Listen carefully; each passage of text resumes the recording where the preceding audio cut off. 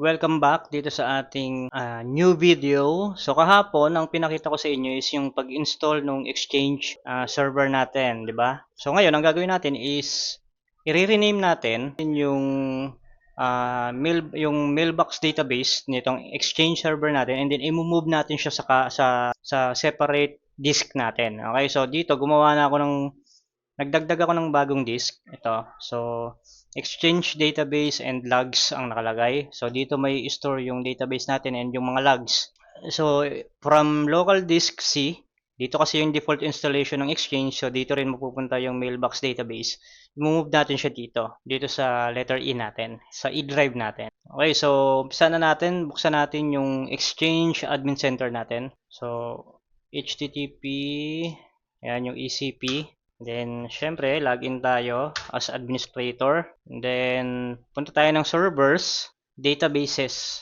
So, makikita nyo yung mailbox database niya is parang ano yan, parang generated mismo ni Exchange server yan. So, hindi siya friendly name. So, edit natin yan. I-rename lang natin. So, sabihin natin DB database 01. And then, save natin. Okay, so, na-rename na natin yung database natin as DB01. Okay, so ngayon, kailangan natin i-move yung database na yan dito sa drive E natin. Okay, so, i-run natin yung Microsoft Exchange Server Exchange Management Shell.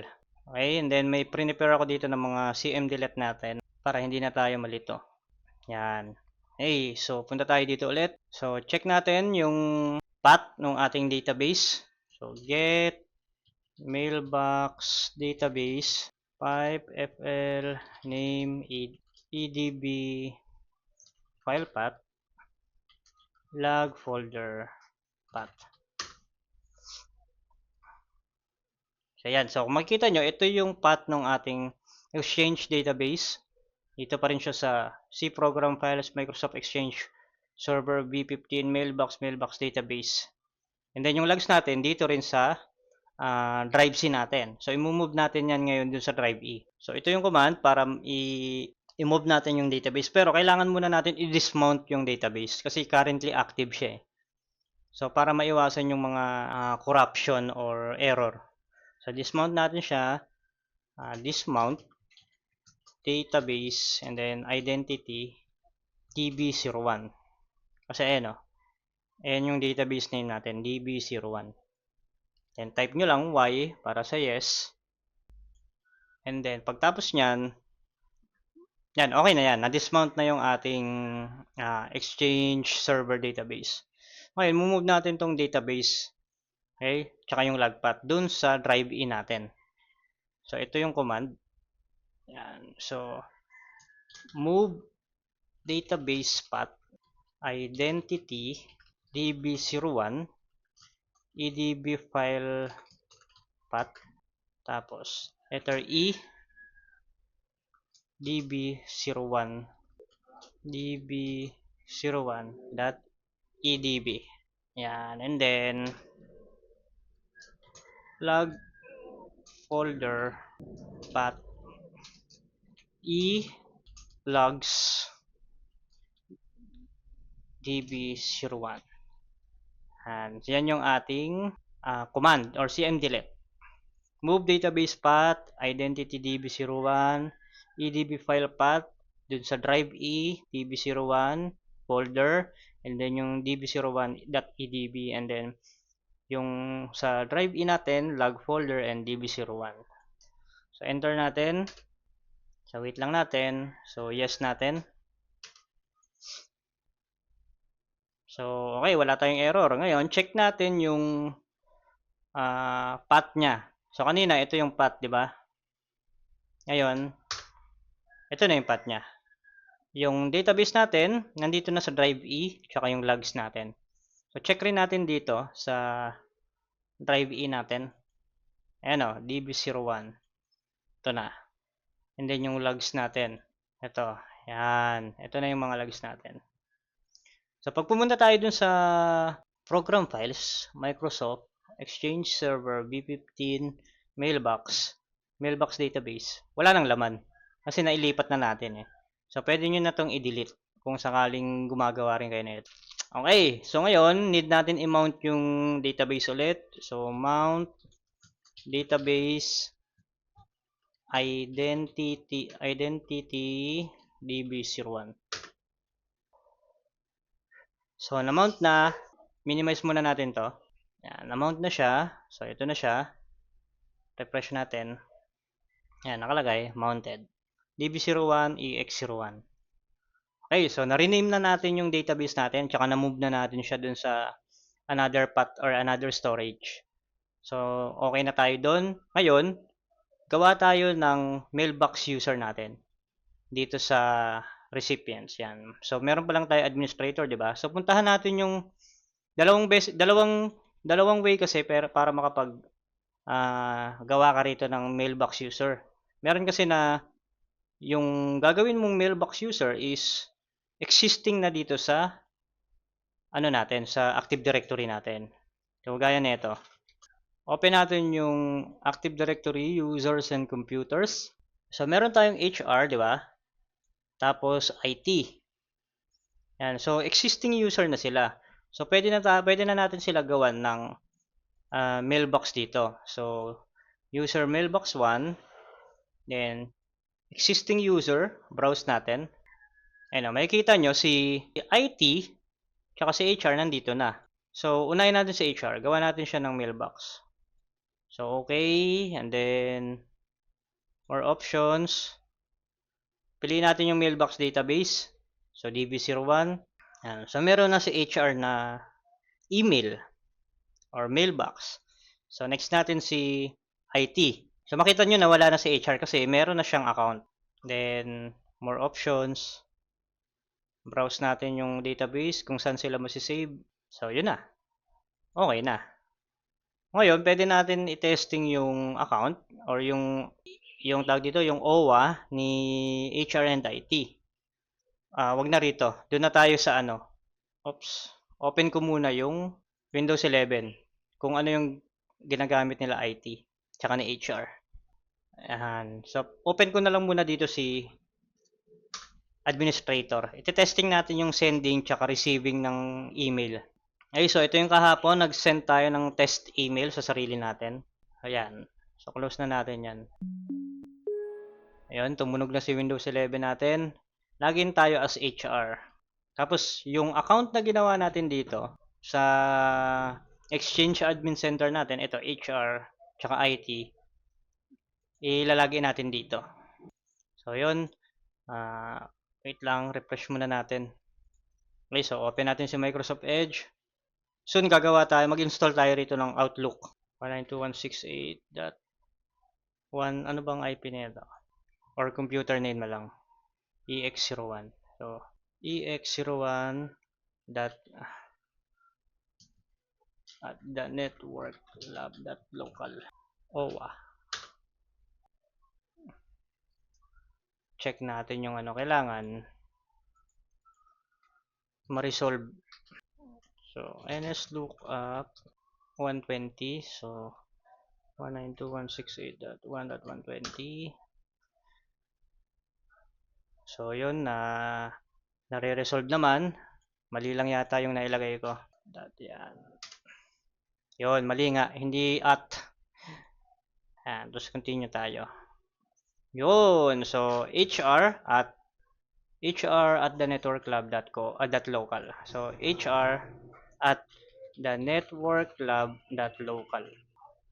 Tapos kung ano yung login nila sa computer nila, ito rin. Ito rin yung panglalagin nila sa Outlook nila. Then time zone, pili lang tayo ng nararapat. And then save. You know, HR. Okay, so testing natin. Magano tayo? New email. Papuntang administrator at the networklab.local. Yan.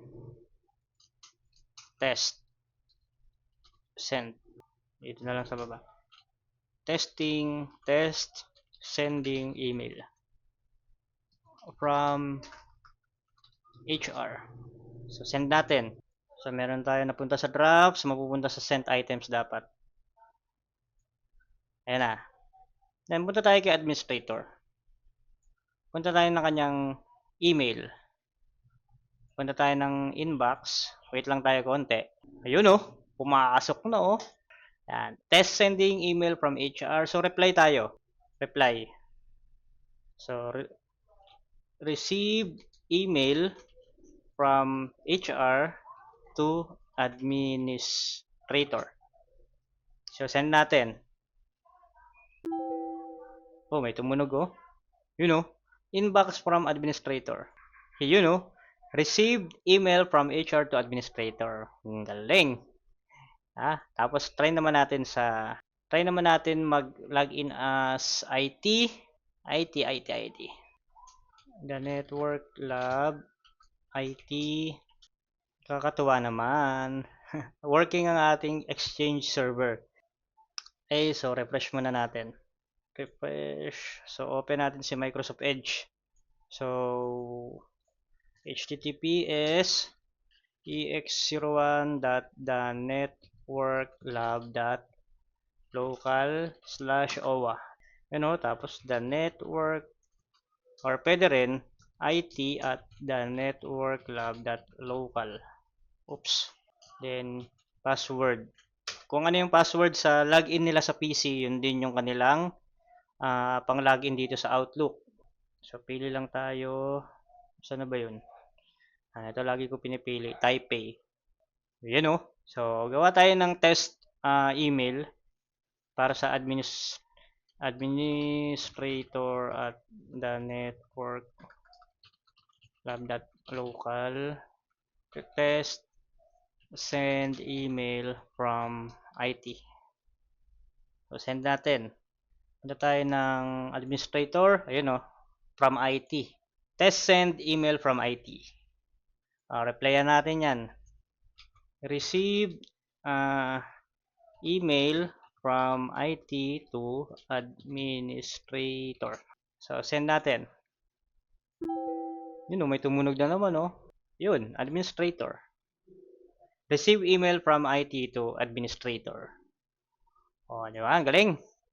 Okay, so working yung email natin guys. So tingin ko pwede na natin i-testing yung